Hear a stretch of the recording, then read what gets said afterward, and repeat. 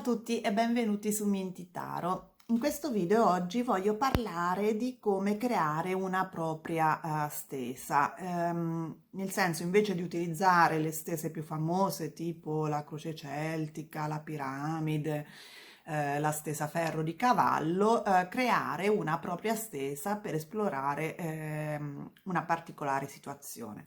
Credo che sia importante riuscire a creare una propria stesa perché non sempre appunto queste stesure, queste stese che si trovano nei manuali sono adatte a ogni questione che noi vogliamo esplorare o che un ipotetico consultante chiede di sviscerare. Non sono flessibili, sono molto solitamente molto standardizzate ovviamente, quindi ehm, a volte è necessario appunto cercare di creare una stesa che colga i punti salienti di una data situazione. Ehm, Come si procede? Beh, innanzitutto bisogna capire esattamente cosa si vuole sapere o cosa il consultante vuole sapere, perché spesso se si lavora appunto con persone che non conoscono come funzionano i tarocchi, arrivano dal cartomante, dal lettore dei tarocchi, senza avere chiara in testa esattamente quello che vogliono sapere, no? Quindi, per esempio, possono chiedere in generale sul lavoro. Beh, in quel caso è importante capire se il problema, la situazione che si vuole analizzare riguarda la possibilità di avere un lavoro migliore dal punto di vista finanziario, dal punto di vista delle competenze, oppure c'è un problema nella situazione lavorativa con un collega, con un supervisore, oppure se si riferisce a una situazione amorosa, bisogna capire se c'è già una persona in testa oppure c'è una relazione che ha dei problemi e si vuole capire come va avanti, eccetera. Questo perché aiuta a disegnare meglio la stesa, perché in generale più precisa e più chiara soprattutto è la domanda e più chiara è la risposta dei tarocchi. Bisogna concepire la stesa come un sistema di mappatura mentale, ovvero praticamente ogni parte, ogni componente della stesa esplora un aspetto della situazione che si sta leggendo, su cui si leggono le carte. E quindi già creare la stesa permette di chiarire a noi stessi e se possibile con il consultante di fronte, al consultante, quali effettivamente sono i punti chiave che si vogliono esplorare. Quindi una volta capito qual è diciamo la questione di fondo di cui, che si vuole esplorare, bisogna capire anche appunto qual è il risultato desiderato, ovvero si vuole trovare un nuovo lavoro, si vuole avere una nuova relazione amorosa, si vuole risolvere un problema al lavoro, si vuole ehm, risolvere un problema finanziario, un problema di relazione con il proprio partner, eccetera. Quindi diciamo,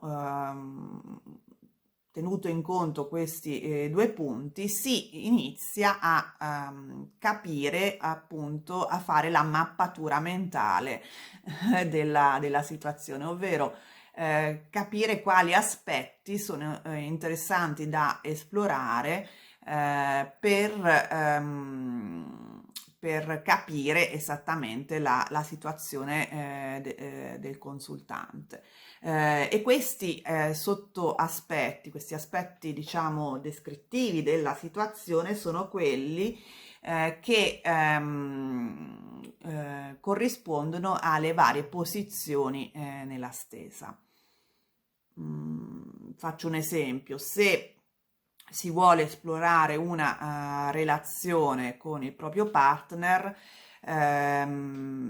magari una posizione può essere i pensieri del partner su questa relazione, i pensieri del consultante su questa relazione, posizione 2, i sentimenti del partner, i sentimenti del consultante, le intenzioni su questa relazione, si vuole continuare, non si vuole continuare, si vuole migliorare, non si vuole migliorare, le stesse intenzioni da parte del consultante, magari un consiglio delle carte e poi diciamo, il probabile futuro, perché il futuro non è scritto, nei prossimi 6 mesi, per esempio. Quindi già vediamo che nel caso di una relazione a me vengono fuori 8 sottoinsiemi di domande. Si possono ovviamente restringere, possono diminuire, però il concetto è questo: ogni posizione della stesa fa parte di un aspetto della situazione che si vuole esplorare.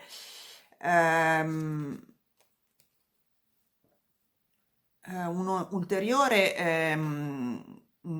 considerazione che bisogna fare quando si crea una stesa è capire come la lettura può aiutare il consultante. Ovvero c'è un problema da risolvere, quindi la stesa si focalizzerà più sul passato e sul presente,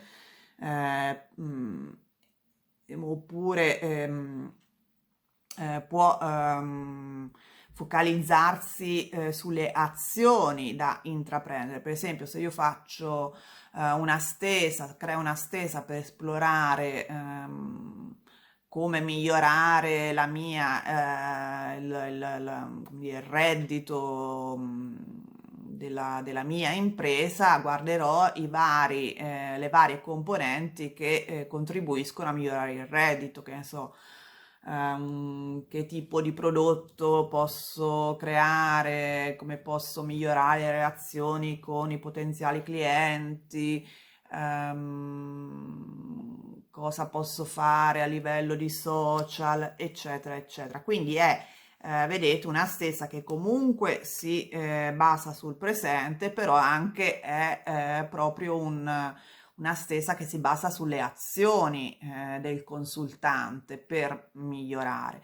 Se invece si esplora per esempio la relazione con un'altra persona al lavoro, si può guardare anche all'ambiente lavorativo in cui si muove il consultante, fattori esterni che possono influenzare la relazione, la radice del problema, quindi anche il passato e sviluppi futuri ovviamente. Quindi queste sono tutte, questa è un'ulteriore considerazione che aiuta a disegnare la stesa. Ultimo fattore a cui bisogna pensare quando si crea una stesa è la forma. Sembra un elemento decorativo, no? La forma, tipo il ferro di cavallo, la forma di ferro di cavallo, eccetera, però in realtà è molto importante perché soprattutto se ci si basa sulla direzionalità delle carte quando si leggono i tarocchi, la forma influenza la lettura, nel senso che se io metto le varie posizioni in linea, orizzontale, tenderò a leggerle da una direzione all'altra e le carte vicine si influenzeranno molto di più rispetto in questo caso per esempio la seconda con la quarta, no? La seconda e la terza e la seconda e la prima verranno a essere a influenzarsi maggiormente rispetto alla prima e alla quarta. Se invece faccio una stesa che ha una forma a V, dove per esempio qui pongo gli elementi in comune o diciamo gli elementi fra due persone, no? Di cui si vuole esplorare per esempio la relazione, qui pongo carte che riguardano il consultante, carte che riguardano il partner, ovviamente queste tre verranno a influenzarsi e queste tre a influenzarsi, mentre la prima e l'ultima avranno poco in comune. Stessa cosa se facciamo per esempio, usiamo una forma a piramide,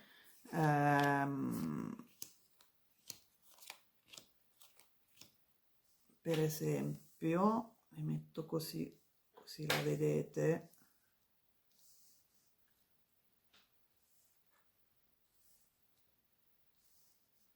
Ecco. Qui in questo caso non solo ci sono delle influenze a livello orizzontale, ma anche verticale, no? Le carte naturalmente verranno lette anche in corrispondenza a quelle sopra e sotto. Quindi comunque la forma ovviamente influenza non solo perché c'è un numero di carte diverse per riga, per esempio se questa fosse il passato ha più carte rispetto a questa che riga centrale che rappresenta per esempio il presente, questo è il futuro, quindi abbiamo diverse carte per ogni sottocomponente, diciamo, della questione da esplorare, ma anche perché il 6 di coppe qui, diciamo, potrebbe essere letto sia insieme al 5 di denari e il 2 di bastoni, sia in corrispondenza al 2 di coppe che è subito sotto e magari anche con la papessa che è comunque molto vicino. Quindi la forma in realtà ha una sua importanza. Quindi, riassumendo, secondo me è importante esercitarsi a creare stese per ogni situazione che si vuole esplorare. In generale, per chi ha gli inizi, consiglio una da tre posizioni, da tre carte. Ho fatto un video su questo dove le tre posizioni possono essere passato, presente, futuro, pro, contro, possibile futuro, pro, contro, consiglio.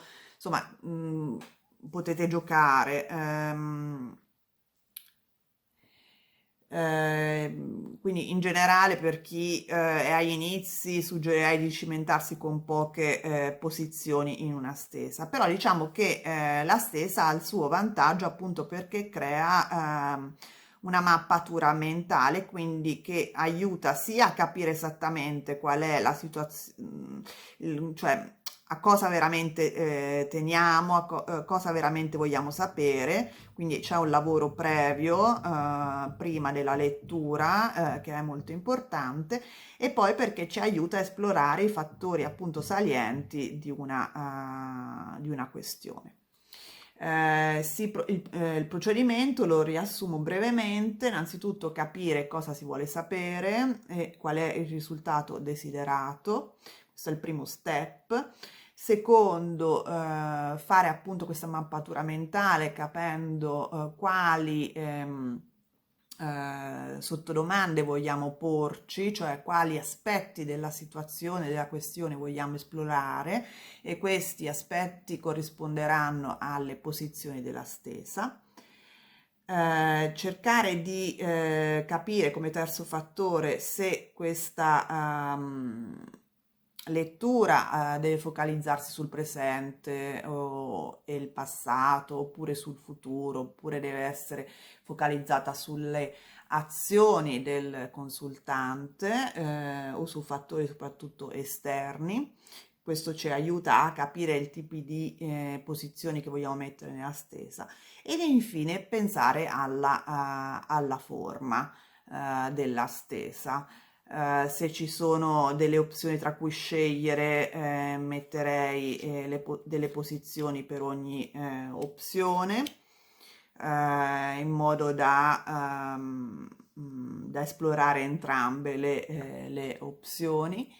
Ehm, e basta, e questo ci permette appunto di essere un pochino più autonomi rispetto alle varie stesse che si trovano nei manuali, ed essere anche molto più focalizzati, perché a volte quelle dei manuali possono essere anche molto generiche, soprattutto di ampio raggio, no? Tipo ci sono quelle che esplorano i prossimi 6 mesi, il prossimo anno, tutti i settori della vita, dal lavoro all'amore, alla salute, eccetera, eccetera, mentre magari noi vogliamo sapere soltanto riguardo uno specifico settore e proprio una situazione in particolare. Bene, spero che questo video sia stato utile. Fatemi sapere nei commenti se avete bisogno di chiarimenti. Vi ricordo che ho aperto un gruppo Facebook dove faccio tanti esercizi, metto tanti esercizi per migliorare l'intuizione e la lettura dei tarocchi con tecniche appunto intuitive. Si chiama Attiva la tua intuizione, anzi no, risveglia la tua intuizione con i tarocchi. Il link lo trovate nella descrizione del video e nei commenti. Se vi è piaciuto il video vi invito a mettere il like, a iscrivervi al canale se non l'avete già fatto, soprattutto attivare la campanella in modo da non perdere i prossimi video, e noi ci vediamo presto. Ciao!